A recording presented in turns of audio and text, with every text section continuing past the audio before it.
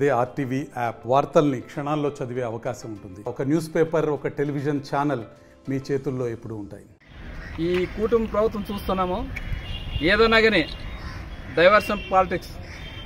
ఎందుకంటే నిన్న అన్యాయంగా ఈ ప్రభుత్వం విఫలముతోనే ఈరోజు నిన్న కాశీబుగ్గలో దాదాపు 10 మంది దాకా సామాన్యమైన భక్తులు చనిపోయడం జరిగింది.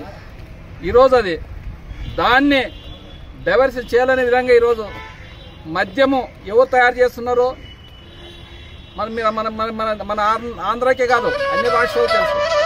ఎందుకంటే ఆయన ముందే దక్షిణాఫ్రికాలో స్పిరిట్ ఆయన ఒకటి ఉంది కాబట్టి ఆయన్ని అక్కడ వాళ్ళకి ముందే లోకేష్ గారికి చెప్పి వాళ్ళు చేసుకోండి. అది లోకేష్ గారితో చెప్పి ఇట్లా మనకు అధికారం వస్తే ఖచ్చితంగా మేము ఇక్కడ మద్యము ఆ స్పిరిట్ని అమ్ముతామనే విధంగా మాట చేసుకుని ఈరోజు వాళ్ళ కూటమి ప్రభుత్వం చేసి ఎవరు ఉన్నారో డిపార్ట్మెంట్ అందరూ పట్టుకున్నారో అందరూ తెలుసు.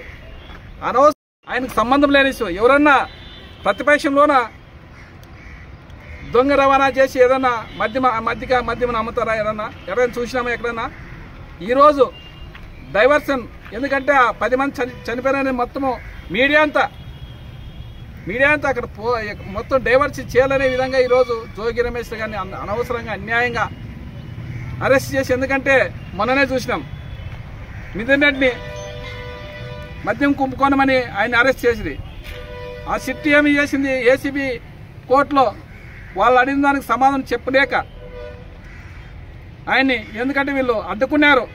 ఈ కూటమి ప్రభుత్వం అడ్డుకుపోయింది. ఎందుకంటే ఆయన దాదాపు 1 ఇయర్ లో పెట్టిన విధంగా మిథున్ రెడ్డి గారిని అడ్డుకుంటే వాళ్ళతో సాక్ష్యాలు లేవు కాబట్టి ఆయన్ని బెయిల్ ఇచ్చినారు. అలాంటిది ఈరోజు జోగి రమేష్ గారిని అన్యాయంగా అనవసరంగా లోకేష్ గారు చెప్తేనే ఆయన పేరు చెప్పినారు. ఎందుకంటే అది మద్యమ కుంభకోణం గడ్డుపడినాక మొలకల చెరువు దగ్గర చూసినాం మనము. యావత్ మన ఆంధ్రప్రదేశ్ కాదు, యావత్ మన ఇండియానే చూసింది. ఎవరు ఏం చేసినారు, ఎంత మెషినరీలో ఉంది అక్కడ, ఎంత స్పిరిట్ ఉంది, ఎంత మెటీరియల్ ఉంది అక్కడ. అది మిషనరీ మొత్తం ఒక ఫ్యాక్టరీని తయారు చేసినారు. ఒక ఫ్యాక్టరీనే మొలకలు ఆ ఫ్యాక్టరీ తయారు చేసి మొత్తం ఆంధ్రాంతా అమ్మి అన్యాయంగా చాలా మంది బలి పశువు వేసి చనిపోతున్నారు. ఈ కూటమి ప్రభుత్వానికి అది తెలియట్లేదు. ఎందుకంటే తాగుతున్నారు, చనిపోతున్నారు అనే విధంగా అది చూస్తున్నారు తప్ప మీ స్పిరిట్ తాగే ఈరోజు ప్రతి గ్రామంలో సామాన్యమైన ప్రజలు ఈరోజు చనిపోతున్నారంటే మీ స్పిరిట్ తాగిన దొంగ రవాణా చేసిన మద్యముని తాగే ఈరోజు అందరు చనిపోతున్నారు. ప్రతిదీ మీరు ఇది మాత్రము ఈ జోగి రమేష్ గారిని అనవసరంగా అరెస్ట్ చేసినారు. ఖచ్చితంగా మీకు ఆ పాపము ఖచ్చితంగా మీకు చుట్టుకుంటుంది. ఈ చంద్రబాబు నాయుడికి ఈ పవన్ కళ్యాణ్ మళ్ళీ ఏం చేస్తున్నాడో తెలియదు, కానీ మళ్ళీ ఎంత డబ్బు తీసుకుంటున్నాడో, ఎంత నెలకి ఎంత ఆయనకి ఈ కుంభకోణంలో ఎంత ముడుతుందో తెలియదు, కానీ ఆయన ఆడ నోరు ఇప్పడం లేదు. ఆయన ఒక 21 ఎమ్మెల్యేలు గెలిచిన ఒక ఈ డిప్యూటీ సీఎం గారు వీళ్ళు ఏం చేసినా ఏడే కానీ నోరు మెదపలేదు పవన్ కళ్యాణ్ గారు. మళ్ళీ ఏం చేస్తున్నాడో, ఎంత డబ్బు తీసుకుంటాడో మాకు అర్థం కావట్లేదు. కానీ ప్రజలు మాత్రం ఖచ్చితంగా గమనిస్తున్నారు. మన అన్యాయంగా 19 ప్రాణాలు పోయినాయి మన చిన్నటేకూరు దగ్గర. అది తాగే బార్లు అయితే రాత్రి మూలు నడుపుతున్నారు హైవేల మీద. మద్యము ఎక్కడ చూసినా ఏర్లే పారుతుంది. ఎంతమంది పొద్దున చాలా మంది ఈరోజు నిన్న ఎవరో తాగొచ్చి తండ్రినే తలకాయ మొండి వేరు చేసినాడు తాగొచ్చే. అది ఎందుకంటే ఒకసారి తాగితే పొద్దున ఏమన్నా తాగితే తగ్గిపోతారు. ఒక కోట తాగితే తగ్గినట్ల పోతారు. ఇంటి పక్కలో ఉంటుంది. లేదంటే ఫోన్లు చేసి వాళ్ళ ఇంటి దగ్గర తెచ్చిస్తున్నారు. ఈరోజు ఈ మధ్య కుంభకోణం, ఈ మద్యం తాగి చాలా మంది కొన్ని వేల మంది చనిపోతున్నారు. దానికి ఈ చంద్రబాబు నాయుడు కనపడదు, ఈ పవన్ కళ్యాణ్ కనపడదు, ఇది లోకేష్ గారికి కనపడదు. మేము చెప్పేది ఒకటే చెప్తున్నాం, ఖచ్చితంగా వెంటనే జోగి రమేష్ గారిని, ఎందుకంటే ఇప్పుడు ఈ కాశీబుగ్గ 10 మంది చనిపోయిన దాన్ని డైవర్షన్ చేసేదానికే ఈరోజు మీరు జోగి రమేష్ గారిని అరెస్ట్ చేసినారు. ఎందుకంటే ఆయన పేరు ఎక్కడ ఎఫ్ఐఆర్లో లేదు.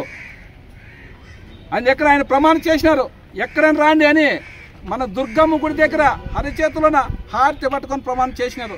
ఎవరు ఏ మనిషి ఎవరైనా రాని, మీరు ఉంటే మీ దమ్ము ఉంటుందని నేను భార్య పిల్లలతో ఆయన మనమంతా చూసినాం. యావత్ మన ఆంధ్రప్రదేశ్ చూసింది.